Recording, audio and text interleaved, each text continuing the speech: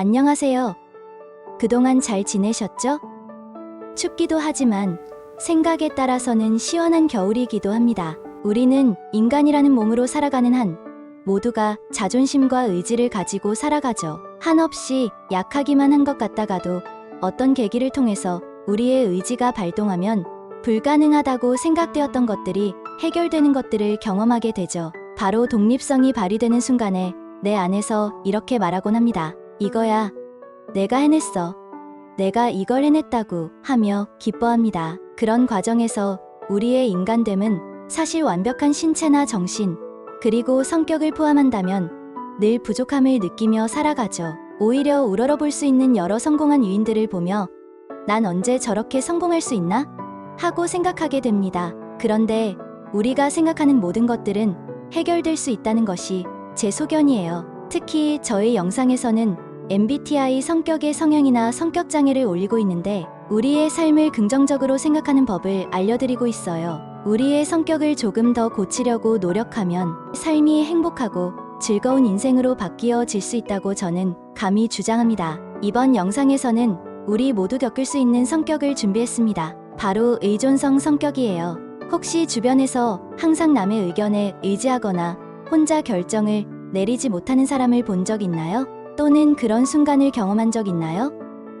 예를 들어 식당에 친구와 함께 밥 먹으러 갔습니다. 그런데 자신이 먹을 메뉴 하나를 고르는데도 선택을 못합니다. 그리곤 친구에게 이렇게 말하죠. 난 결정 못하겠는데 어떡하지? 네가 골라줄래? 이처럼 스스로 결정하기 어려워하는 상태가 극단적으로 심해진 경우를 의존성 성격장애라고 합니다. 의존성 성격장애는 내 삶의 운전대를 남에게 맡기는 것이라고 할 수 있어요. 이런 사람들은 자신만의 힘으로 살아가는 것에 큰 불안감을 느끼며 타인의 승인을 받지 않으면 무언가를 실행하기 어려워합니다. 하지만 이런 성격도 극복할 수 있어요. 의존성 성격장애는 생각보다 우리 주변에서 자주 나타나는데요. 그 특징을 구체적으로 살펴보면 다음과 같습니다. 이런 사람은 결정장애가 있어요. 항상 이렇게 해도 괜찮을까? 라고 고민하며 자신의 판단보다는 타인의 의견에 의지해요. 또한 관계 유지에 대한 두려움이 있어요. 누군가 자신을 떠날까봐 두려워하며 그 관계를 유지하기 위해 무리한 행동을 하기도 합니다. 그리고 이 친구는 자신감이 늘 부족합니다. 스스로를 믿지 못하고 항상 내가 할 수 있을까? 라는 생각에 갇혀 있어요. 또 한 가지 이 친구의 성격은 늘 자기에게 주어진 책임을 회피한다는 거예요. 중요한 결정을 타인에게 넘기고 자신은 책임을 피하려는 태도를 보입니다. 마지막으로 의존성이 강한 이 친구는 과도하게 상대방에게 순응하곤 해요. 자신의 의견은 숨기고 상대방의 요구에 지나치게 따르는 경향이 있어요. 그러면 실제 사례로 한 유명인의 이야기를 해볼게요. 의존성 성격장애를 극복한 대표적인 인물 중 한 명은 프랭클린 D. 루즈벨트입니다. 그는 어릴 때 부모와 가까운 가족에게 의존적이었고 자신의 결정보다는 주변의 조언에 따라 움직이는 경우가 많았죠.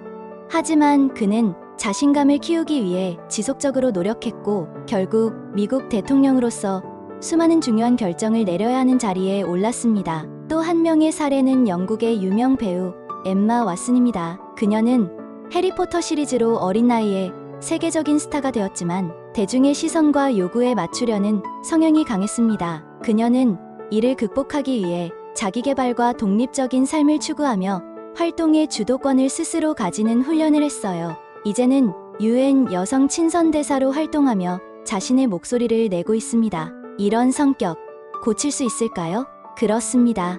의존성 성격장애는 고칠 수 있어요. 전문적인 치료와 스스로의 노력이 있다면 충분히 극복 가능합니다. 가장 효과적인 방법 중 하나는 인지행동 치료입니다. 이 치료는 환자가 스스로의 생각과 행동을 분석하고 긍정적으로 변화시키는데 도움을 주는 치료 방법입니다. 또한 대인관계 치료는 건강한 관계를 형성하는 법을 배우고 타인에게 지나치게 의존하지 않는 방식을 익히도록 돕습니다. 예를 들어 내가 좋아하는 음식을 직접 골라보기와 같은 간단한 연습부터 시작해보는 겁니다. 자신이 삶의 주도권을 가져갈 수 있다는 자신감을 쌓는 거죠. 그러면 이제 의존성 성격장애를 극복하면 어떤 변화가 생기게 될까요?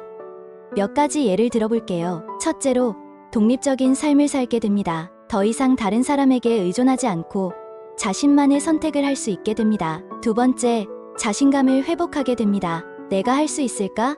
라는 의문 대신 나는 할 수 있어. 라는 확신이 생깁니다. 세 번째는 타인과 건강한 관계를 만들어가게 됩니다. 상대방을 지나치게 의존하지 않으면서도 상호 존중하는 관계를 만들어갈 수 있습니다. 네 번째, 삶의 만족도가 점점 증가하게 됩니다. 아까도 말했지만 이걸 내가 했어, 내가 해냈다고 하면서 매우 기뻐하고 행복을 느끼게 된다는 거죠. 이런 자율성과 독립성으로 인해 더 큰 행복감을 느낄 수 있어요. 사실 이 의존성 성격장애는 누구나 가질 수 있어요. 미국 대통령이었던 루즈벨트나 배우 엠마 왓슨처럼요. 그게 심하든가 아니면 가벼운 증상이든가 할 뿐이죠. 그렇지만 루즈벨트와 엠마 왓슨처럼 작은 변화에서 시작해보세요. 분명 여러분은 자신만의 결정과 성취를 통해 점점 더 독립적인 삶을 살아갈 수 있을 거예요. 이제 의존성 성격장애라는 이 성격을 마무리할게요.